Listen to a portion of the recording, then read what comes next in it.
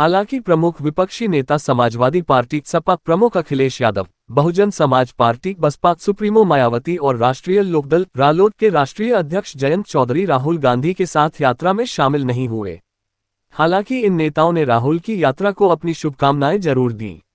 इसके अलावा उनकी पार्टियों के कैडर के साथ साथ चंद्रशेखर आजाद की भीम आर्मी ने न केवल यात्रा का स्वागत किया बल्कि स्थानीय नेता भी मार्च में शामिल हुए। राहुल की यह यात्रा गाजियाबाद, बागपत और शामली से होकर गुजरा था। मिशन 2024 के लिए सपा बसपा का साथ रहना जरूरी। यूपी में राहुल की यात्रा के केवल 3 जिलों से होकर निकलने के कई मायने निकाले जा रहे हैं। राजनीतिक समीक्षकों का कहना है कि एक तो यूपी में कांग्रेस का कोई वजूद नहीं बचा है। विधानसभा में 2 सीटों और लोकसभा में 1 सीटों वाली कांग्रेस यह नहीं चाहती थी कि वह सपा और बसपा को अपनी यात्रा की वजह से नाराज करे। कांग्रेस को भी पता है कि 2024 के आम चुनाव के लिहाज से यूपी में रालोद, सपा और बसपा का साथ रहना बहुत जरूरी है, क्योंकि यूपी में कांग्रेस का अस्तित्व संकट में है। ऐसे में यदि 2024 में गठबंधन जैसी कोई स्थिति आती है तो कांग्रेस को इन दलों का साथ मिलना बहुत जरूरी है। कांग्रेस का दावा, राहुल की यात्रा ने कार्यकर्ताओं को दी नई ऊर्जा। हालांकि कांग्रेस के नेताओं का दावा है कि भारत जोड़ो यात्रा में जनता की प्रतिक्रिया ने कांग्रेस की प्रदेश इकाई में ऊर्जा भर दी है। भारत जोड़ो यात्रा के कोऑर्डिनेटर और प्रदेश के कांग्रेस नेता अंशु अवस्थी ने कहते हैं, यात्रा की प्रतिक्रिया ने न केवल भाजपा बल्कि अन्य दलों को भी उठ खड़ा होने और नोटिस लेने के लिए मजबूर कर दिया है। हमें हर जगह से समर्थन मिल रहा है। हर कोई राहुल गांधी के साथ चलना चाहता है।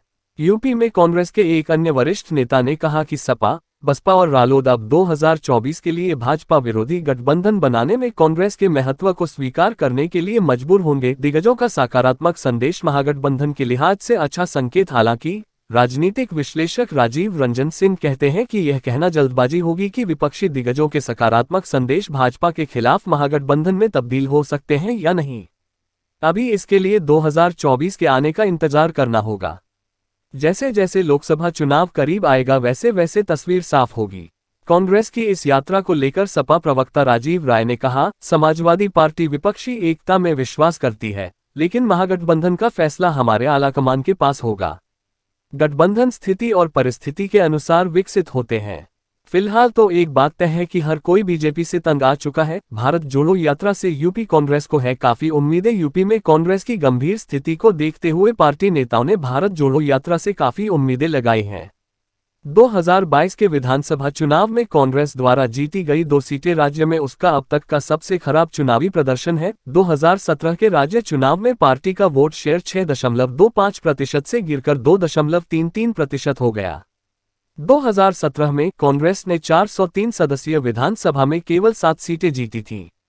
2019 के लोकसभा चुनाव में कांग्रेस ने रायबरेली से सिर्फ 1 सीट जीती थी। राहुल अमेठी में भाजपा की स्मृति ईरानी से हार गए थे। राहुल की यात्रा ने दिया विपक्ष को एक साथ आने का मौका। कुछ राजनीतिक विश्लेषकों का कहना है कि राहुल की यात्रा ने वास्तव में विपक्ष को एक साथ आने का मौका दिया है। काशी हिंदू विश्वविद्यालय में राजनीति विज्ञान विभाग के पूर्व प्रोफेसर आर.पी. पांडे कहते हैं कि लोग राज्य के चुनावों में स्थानीय मुद्दों पर मतदान करते हैं, लेकिन लोकसभा के लिए राष्ट्रीय परिप्रेक्ष्य महत्वपूर्ण भूमिका निभाता है। इसलिए यूपी में पार्टी के मजबूत न होने पर भी कांग्रेस की भूमिका से इनकार नहीं किया जा सकता है।